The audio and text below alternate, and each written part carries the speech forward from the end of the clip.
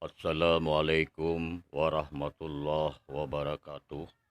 Saya T. Mukhtaruddin Fatani SH, salah seorang seniman di Aceh, mengucapkan sekali lagi kepada Haji Muslim Armas yang sudah terpilih sebagai Ketua PP Tim untuk memimpin, menjaga rekan-rekan kita yang ada di luar Aceh dan di dalam Aceh. Dan apabila tidak ada yang mendukung, saya akan turun tangan.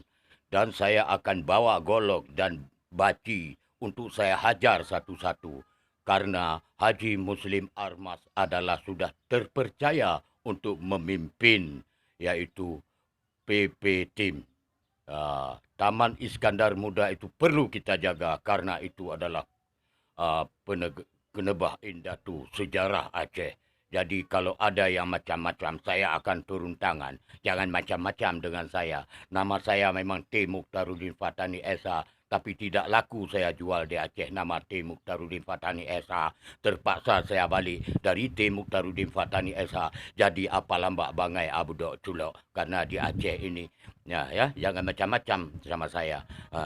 Saya jangan coba-coba melarang saya untuk merokok. Saya daripada dilarang merokok, lebih bagus saya dilarang jangan pulang ke rumah. Saya bukan sombong, cuma agak angkuh sedikit. Ya, okey? Demikian dulu. Okey? Thank you. Don't worry, be happy. So beautiful ending. Okey? Mari sama-sama kita dukung, yaitu Haji Muslim Armas untuk memimpin gerakan Gedanyo. Okey?